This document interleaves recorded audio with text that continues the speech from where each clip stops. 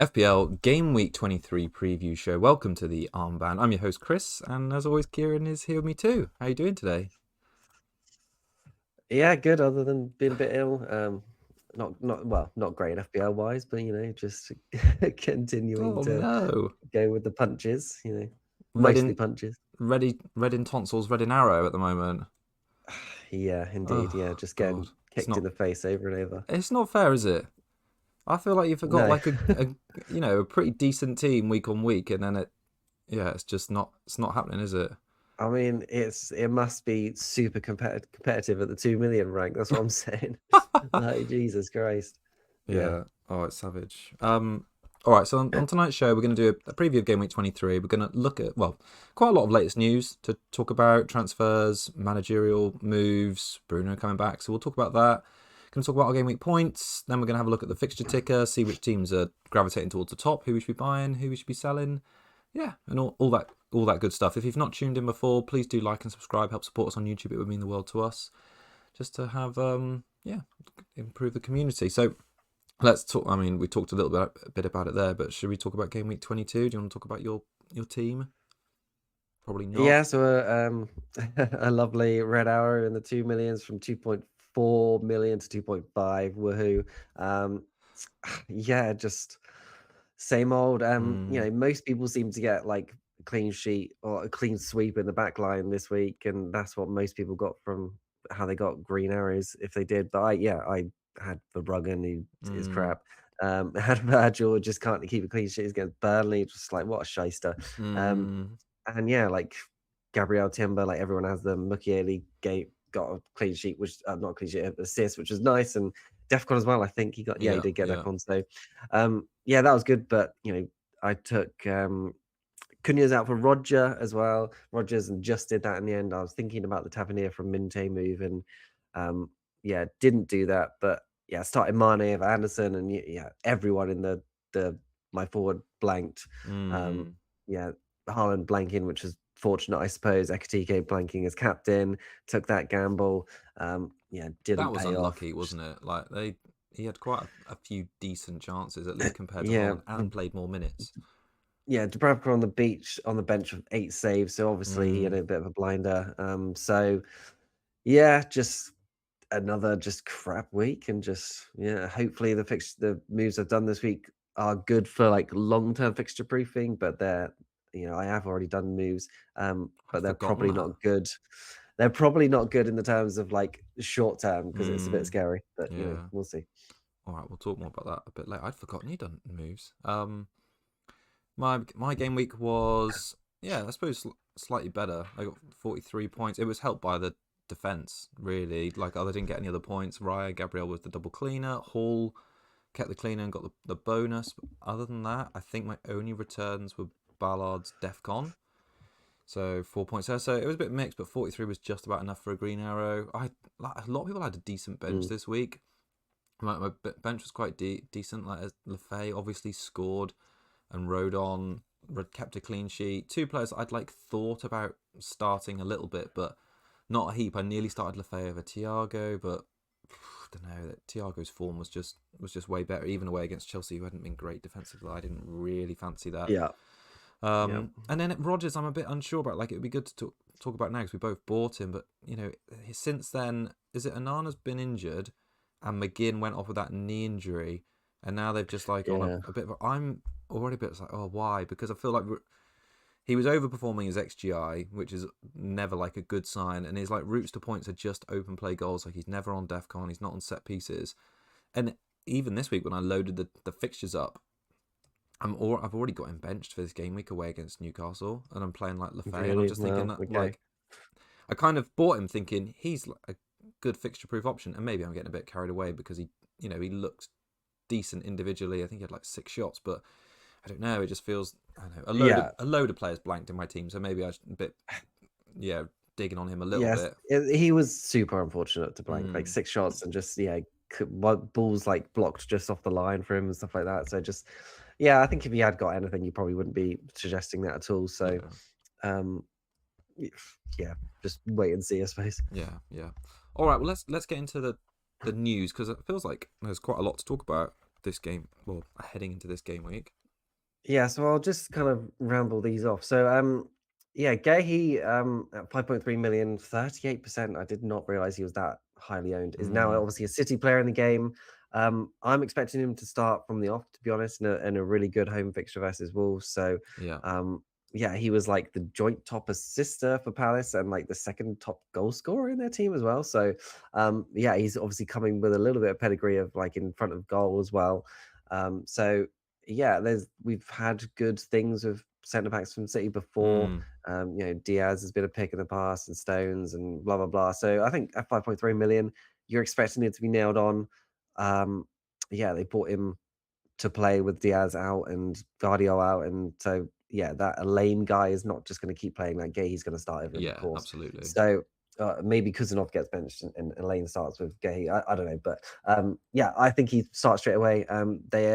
Him and Semenyo are both not eligible for the group phase of the Champions League, so they're both getting like rests tonight. So yeah, I think he's got a great fixture this week. I think he's going to be a good pick going forward. I think all that. I'm just having a look at the City's fixtures. Like their home fixtures for cleaners are like pretty good. Like Wolves at home, good. Obviously this weekend, Fulham, Newcastle, who can't score away from home. It feels like. Then Forest, then Palace against his old Yep. team. I feel like that's good. Those are like Yeah, four for good sure. banking fixtures there. Yeah, so I think if anyone still had him from from Palace days, like which is 38% of the game, like I think you just keep him. So yeah. And then top transferred in player this week is Bruno Fernandes, 9.2 million, 16% at the moment. Over 300k transfers in. Yeah, spoilers, I'm one of them. Like I've got sick of Foden. Even though they're playing Wolves at home, I just thought, why not? I needed to do it. Foden was dropping, Bruno was going up. My team value is bad, even though it shouldn't be a consideration so much at this part of the season. Like I think I did need to do it. So yeah, despite the fixture away at Arsenal, I think he could do fine here. Like he's obviously Carrick's got two of the biggest tests in a row that you could have in the Premier League of City and Arsenal. So he passed the first one with flying colours. Let's just see if he can do it again. Yeah, I'm pretty excited about how they played, and Bruno back on the score sheet, assist as well. I think it wasn't it? So yeah, he's looking good and decent fixtures after this for attacking potential at least. So definitely, yeah, like that. And then yeah, Foden most transferred out despite the Wolves at home fixture. Broken bones in his hand, and he is starting tonight. But Pep confirmed he's good to go, so all good. That's all right. Sorry, coughing. Okay. Yeah, and then Tavernier, 5.5 million, 2.6%. Was on pens, set pieces, likely to be the next bandwagon. I talked about him last week, but now he's had a hamstring tear. He's going to be out. Yeah, I'm not sure how long he's going to be out for. I was guessing like 2 to 4 weeks, but maybe longer. Who knows? So yeah, unfortunate if you did go there. He's obviously got his points, but you're probably going to have to transfer him straight back out.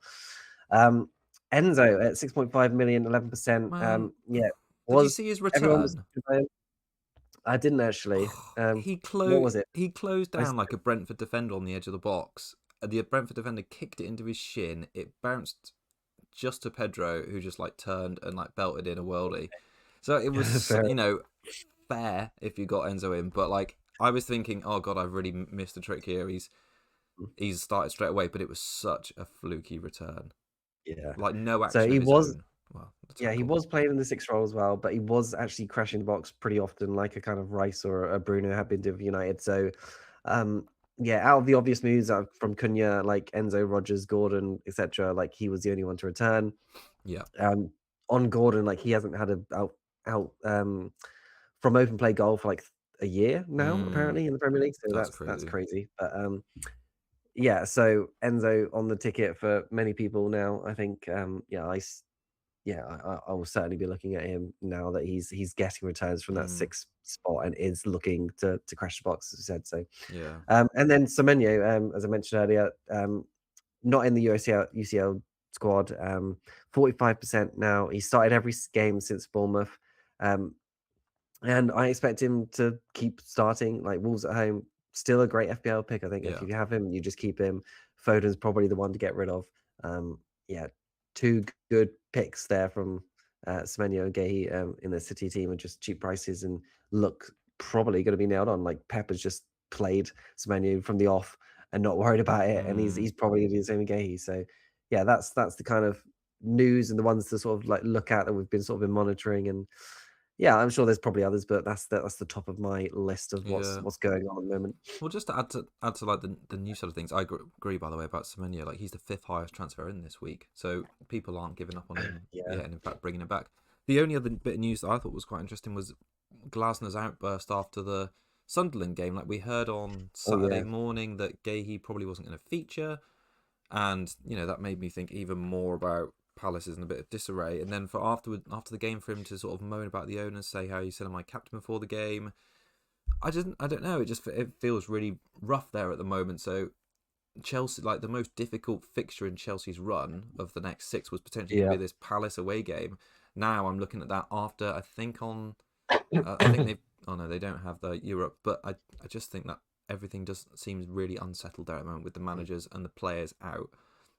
So at first I was thinking not a win for Chelsea. Now this weekend I'm thinking that looks like a good fixture now. Yeah, you want to be starting to get like 1, 2, 3 Chelsea's in. Like I got one in as part of my moves this week. So yeah, I think a clean sheet to possibly a few returns for Pedro, Enzo, Neto, whoever. Looking likely. Yeah. Well, should we jump on and talk about Chelsea a little bit, because I know they're at the top of the fixture ticker. So yeah, the next 5 are just obviously amazing fixtures. Crystal Palace away, which looks like would have been difficult, but actually looks pretty good now. But then West Ham at home, Wolves away, Leeds at home, Burnley at home, and then obviously Arsenal away after that, which is 6 weeks time. Yeah. So next week very good. Next 5 very good. Last 6 weeks for XGC of these teams. So Crystal Palace 10.6 was 18th overall, which is not what we expect from Crystal Palace. So yeah, their form clearly going downhill. West Ham United 10.8, which is 19th overall, so even worse than Crystal Palace's. Then Wolves are actually 5.7 and third they've overall. Turned it around. So they have turned around a lot. Wolves to beat Man City this weekend. Yeah, maybe. Historically, we still think that's a good fixture and one you can target for goals. And then obviously Leeds at 8.9 XGC over the last 6 weeks, which is 10th overall. So yeah, arguably these Wolves and Leeds fixtures are not going to be that easy, but I think there's still fixtures you see on paper. You think, okay, let's look at them for some goals and go after them. Chelsea's XGC has been 10.3 over the same period, which actually puts them 16th. So only just above sort of West Ham and Crystal Palace, which is obviously bad. But the teams they're facing over these 5 are also bad. So in the reverse fixtures versus Crystal Palace, the XGC for Chelsea was 0.66, which is okay. Versus West Ham, they got 0.29, so that's pretty good. Versus Wolves in the away reverse fixture at home, 0.17. Then versus Leeds, that was like I think it was a 3-3 or something like that. 2.79 XGC, which is high. And then versus Burnley, 0.44 XGC. But then they got three clean sheets out of those 5. They've also just kept a clean sheet versus Brentford under Rossegno, who had just scored 6 in the last 2 games, and now Sharda is actually the top for XG in the whole game. He should have scored in that game. He had such good chances. Their XGC versus Brentford was quite high. I think it was over 1.5, but still they kept a clean sheet. Versus the team who'd been scoring for fun. So I think there's promising signs for the defense. It's you probably, I think I've just saw on Twitter, like literally just before I closed the tab, that Tossin's got a bit of a hamstring injury, so he's gonna be out for a while. So I think that means like Chalobah's and your James's, Cucurella's, like those are the ones to target. Sanchez in goal, like this 5 fixtures look like you could and should get 2 to 3 clean sheets at least, right? So after just keeping that clean sheet versus a really tough Brentford. So I've got in there for just the hopes of some points. And maybe it's the attack you should be going for more. Maybe João Pedro is worth looking at. Maybe Palmer if your risk for appetite is there. But I think that these 5 have to be looked at for double ups and possibly triple ups on this Chelsea team. Definitely. Well, it works quite nicely for me in a way, because I've got Hall, and I know there's people out there who've got Thor as well, and that's like a really nice rotation. So for game week 24, when Chelsea obviously start this like good run where they have, I've got on screen now, West Ham, Wolves, Leeds and Burnley. Newcastle in that time have got Liverpool away, Brentford at home, but then Tottenham away, Man City away. So like 3 really tough games there for Newcastle away against Chelsea's like 3 prime home fixtures. So yeah, one transfer I'm pretty sure I'm going to be making in game week 24 is a Chelsea defender. And yeah, do you think Chalobah's the safest, best option of Yeah, but those there? that is who I've gone for, is Chalobah. He's played Mm, 90 in like basically all of them recently yeah. since game week 8. He's played Mm, 90 in all of them. So that's a good run of and he's obviously played 90 in the game with Rosenia as well. So yeah, he seems like he's nailed on to start. Yeah, with tossing out, it's probably Fofana's the other one that's going to hmm play, but maybe he'll get rotated because he's got such an injury record. With like Badia Shield, I would guess. But so you probably don't want to go for Fofana or Badia Shield. James is someone you'd like to look at, but like he keeps missing occasional games. Yeah, which is obviously an issue. But when he does play, he has been returning well. And then Cucurella, yeah, probably is now, but the most expensive, and has kind of missed a few games over some, well, just occasionally, basically. But Cucurella probably a good option. Yeah, and then Sanchez, you think started the first game for Asenya, mm, probably is going to be the starting goalkeeper as well. So I think he's fine too, even though he does still has the mistakes in him. But yeah, I think that Chalobah probably is the safest if you're mm. going What other for a defender. what other assets are you thinking about piling in on ahead of like game week 24? I mean, the West Ham one is the perfect entry point as it like starts the 3 home Sure. games in Um, 4. I'm kind of a little bit more interested in Enzo now because Palmer looked a bit injured at the end of that Brentford game. So yeah, I yeah. think I would probably go So there. I mean, Palmer like 10.4% at the moment, 12% owned. So he is a decent differential, obviously, for such a like high ceiling player. It's your appetite for risk really, with just like how like I don't know, are you willing to go for those occasional benching and mins losses? Like, is he going to play 60 mins, blah blah blah? But he could get a 13-20 pointer or something like that. So Yeah. um yeah, he started all the games since game week 15, but has seen reduced minutes in all of them, bar 2. So 90, 74, and 90 in the last 3 is kind of reassuring. So it's trending up in terms of minutes. Mm. Um, Oh. oh my God, sorry. It's all right. Yeah, despite the penalty, he didn't do too much. Looked a bit injured. So yeah, unknown on fitness, to be honest. So Mm. I don't know. What do you think? Well, I think that at the end of that game against Brentford, there was quite a long period, or like screenshots circulated, where he was just like sat down on the grass in the middle of the pitch, and he had like players around him just like trying to console him a little bit. And it kind of, I don't know, I read some things online, and obviously you cannot always believe what you read, but it seems like the suggestion is that he's been putting off having surgery because he Yeah, doesn't know yeah, how long he can have it be out for, and he obviously wants to make the World Cup squad. So yeah, my theory is that he's been managing the groin issue, but it isn't like a good long-term solution because even when he plays a game, the injury flares up again. I mean, the fact yeah. that he's missed so many games this season is just not great, or he can't play 3 games in a week. You would think like this has been going on pretty much since game week 2 or game week 3 when they went away Hmm. to West Ham. So even if he'd had that groin like option in groin surgery in, let's say, October or September, you would have thought surely by now he would have been like rehabilitated a bit. I just feel like Yeah. managing it is not, sadly not reliable for him, and then not reliable for FPL. And you're right, he could like spike a huge game somewhere, but I'd think that yeah, he's sort of capped at like, I don't know, 70, like you say, 75 to 90 minutes, but then he'll miss like 1 in every 3 games at the minute. So yeah, Yeah. I think I would probably more likely go for the minutes picks in Chalobah and Enzo, even though they're far less exciting. Yeah, then Pedro, like Delap wasn't in the squad. Pedro could be an option, did Mm, score. yep.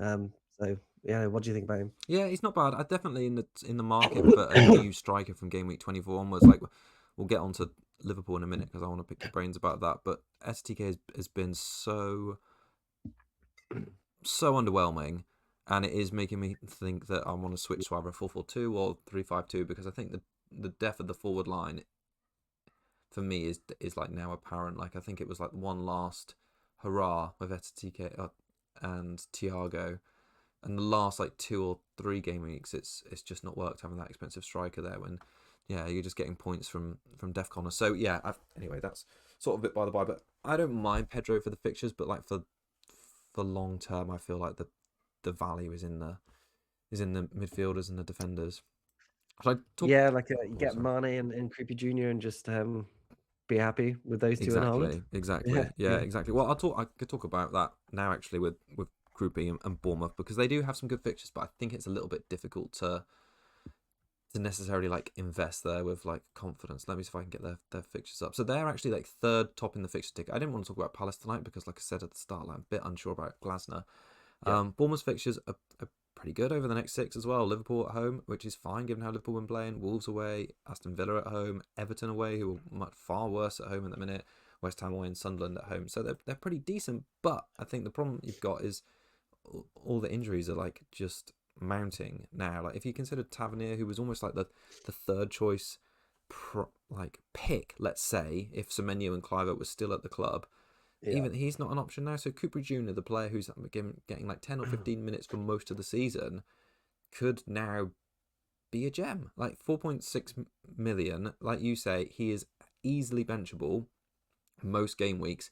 He's highly likely to be the first choice penalty taker now, because in his career before Bournemouth, he was on penalties for every club he was at and has a pretty decent record. So it was probably a bit unlucky he wasn't on them last night. Yeah, apparently he was saying he wanted to take it, but Tavernier, saying to Tavernier, I should be taking it, and Tavernier just took it. Is that right? Oh, okay. So for 4.6 million, he's absolutely going to have more minutes now. Bournemouth are going to be trying to scrambling to sign someone. But the flip side of another injury is that how effectively strong are they now? So whilst he is a good buy from a value point of view, I don't think you could expect the world from him. But that Adderley guy that came in for Semenyo, I guess, he got an assist last week and seemed to be effective, I suppose. And they've still got Evan Nielsen. Yeah.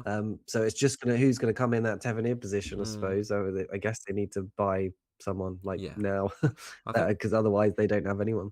I think they've already agreed a transfer today for a defensive midfielder, though. Yeah. But it's that squad last season with Kepa, Kerkez, Huijsen, that other centre defender they sold to PSG, who I can't remember the name of. Zabani. Oh, Zabani, yeah. So Clivert's injured now. Semenyo's gone. So the squad has been pretty decimated. Even that Unel guy is injured again as well. Yeah. But I think for someone who is strongly considering a Game Week 24 wildcard and a permanent switch, I'm not considering a wildcard in Game Week 24 by any stretch of the imagination, but I'm absolutely considering a structure change and Etikike going down to Cooper Jr. to fund either 5 in midfield or 4 heavy at the back, because I think if Palmer's, I don't think his fitness is there, but he is an option. You could potentially fit Palmer, Bruno and Saka potentially if you have those 2 cheap forwards. You could get Wirtz, who I'll talk about in a minute, because he is now surprisingly in a whole heap of form. So the premium, let's say, price mids become options again. So that's just my little bit on Bournemouth. Before we're just moving on very quickly to Liverpool, really. So I think both in paper and real life, the fixtures look tough for them at the moment, especially given the patchy form.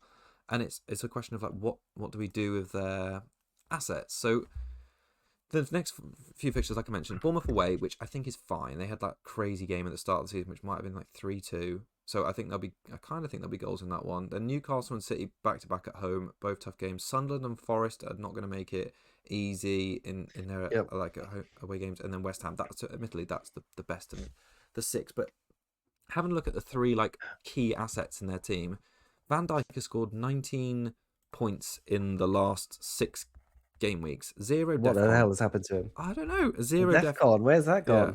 0 in that time. So he's basically just inside the top 50 high scoring defenders. He's 45th or something. And for a defender that's played every minute for Liverpool in fixtures where they've played Leeds, Burnley, Wolves, it's ridiculous. And the game he returned in was the game he might not have even started him, Arsenal away. He's the game that I free hit him out. Yeah, it's mad. And I've had him the rest of that time. It's shocking. Yeah, I had him. Do you remember for a game week or 2? And I was even after that time, I was oh, he's not doing it.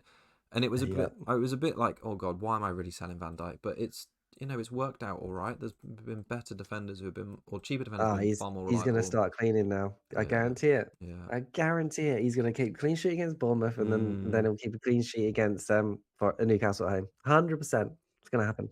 God, well, if it does, it's fair play. Fair play. It will. It's just that's my season.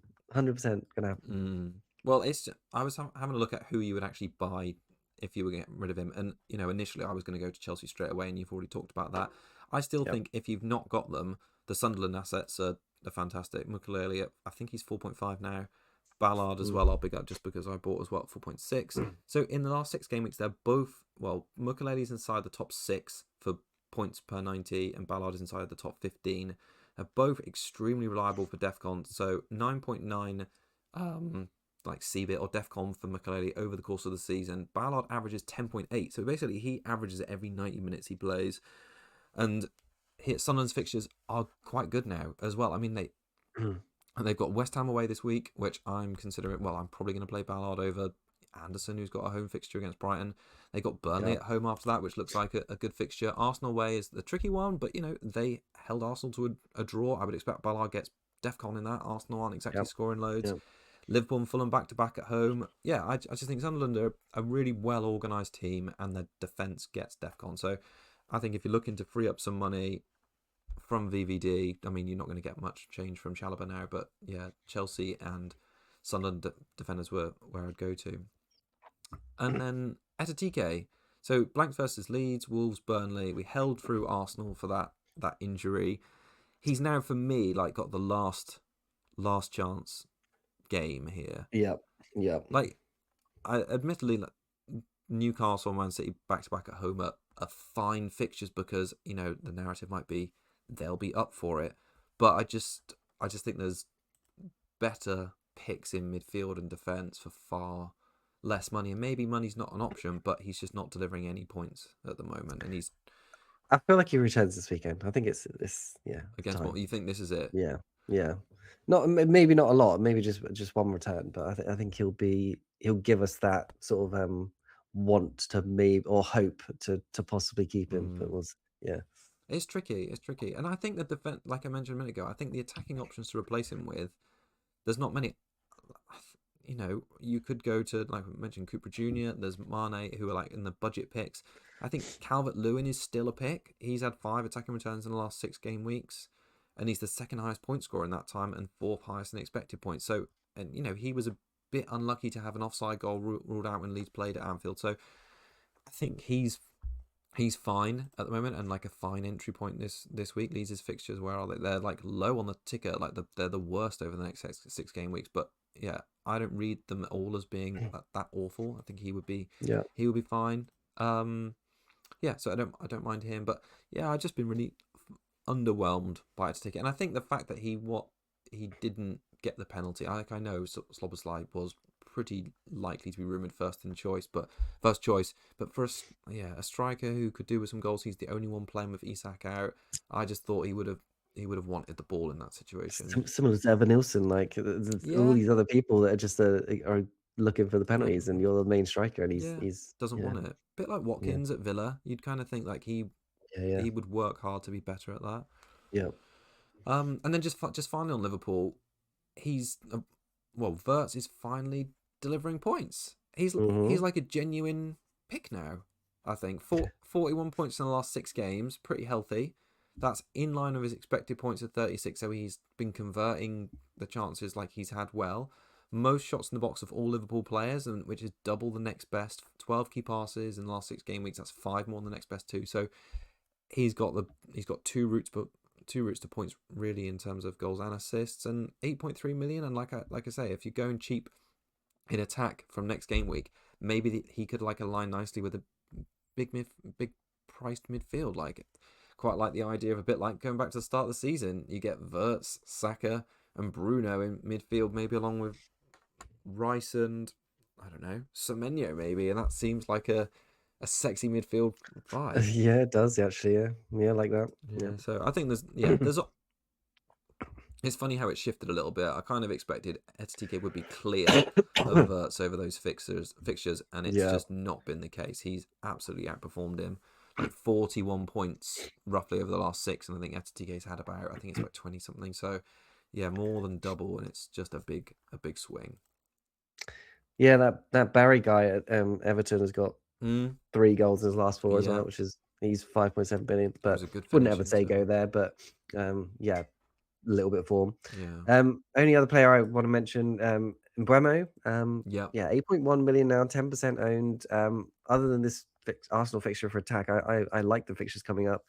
And I like the flexibility that he can play 9, or he can play out wide. So, yeah, 9 points after That was coming back from interesting. AFCON. Yeah. Yeah, I think he's just kind of like a forward-thinking pick. Like, you get on him before the kind of train starts happening, because I think that could happen. And yeah, if United continue this forward momentum, I think he's going to be a good pick. Yeah, like he was earlier season, like him. You had Bruno plus Mbeumo, and I think that could be a thing again if you're going for that sort of power mid as well. So, yeah, I think he could be good, and I haven't really got too much stats to back it up at the moment, and he could be frustrating, like he was in a few times last season, but like he's got the potential to be a really decent pick, I think. Well, like So yeah. after the Arsenal game, with Fulham and Spurs back to back at home, West Ham and Everton, Crystal Mm-hmm. Palace. I think the only like thing I'd have about that is, I think I'm just having a look at the fixtures now, trying to remember when I bought him and they just were absolutely woeful, and then I had to sell Yeah, him. I don't know. I mean, guess we'll just see how Carrick does, but just from that game, I'm just got hope that they're going to be good, and Yeah. um, yeah, if they're good again against Arsenal, I think it's the train is going to start coming. Like there's so many United backing players and players of this game that he'll rocket up in ownership. Yeah. I've just had a look. So it was game weeks 12 to 14. I had him. We played 3 times 90 minutes, and he got 1, 1, and 2. Yeah, Yeah. yeah, Rough. happens. Rough. Yeah. All right. Any other players to mention ahead of this game week? I mean, I'll just say Pickford as well, Oh 13% yeah, owned. back up to the top. Yeah, predictably top scoring keeper, like he basically always is. He's expensive, but like he just keeps doing the business in FPL. 2, 6, 10, 1, 3, and 10, so 2 double digits and another clean sheet in the last 6. Upcoming fixtures of Leeds, Brighton, Fulham, Bournemouth, United, and Newcastle. So yeah, there's probably like maybe 2, maybe 3 clean sheets in there, possibly. Like I wouldn't be surprised to see that at all. And he's just going to keep being the number one cleaning. keeper, and just like he's ignored by most of the player base, and yeah, expensive, but yeah, he just keeps doing it. He's So I don't reliable. know. Maybe next year we'll pick him. I know. It just feels like it happens. Yeah, it's been happening every season. Tarkowski's just slightly outscored him over the Yeah. season by 8 points. But yeah, they're very, very close, both in price, 5.7 to 5.6, and ownership, 13 to 13.1. So yeah, it's difficult to pick between the two of them. Yeah, I think they're just you can never really trust them, Yeah, but they no, I just agree. always still Deliver. return. Yeah. Yeah. Yeah, it's funny. Yeah, definitely. Maybe when I do the next wild card, depending on how the doubles form, yeah, one of Tarkowski or Pickford might be finding a place in my team. Mm-hmm. Yeah, nice. All right. Cool. I think about that wraps it up for our preview. Thank you everyone for joining us. We'll be back on Thursday evening for our teams, and we can hear about Kieran's transfers. Can talk a bit about captaincy as well this game week. Is there another option to cut Haaland? We'll find out. Cool. Yeah, cool. All right. Thanks everyone for joining us, and we will see you next time. Cheers all. Bye bye.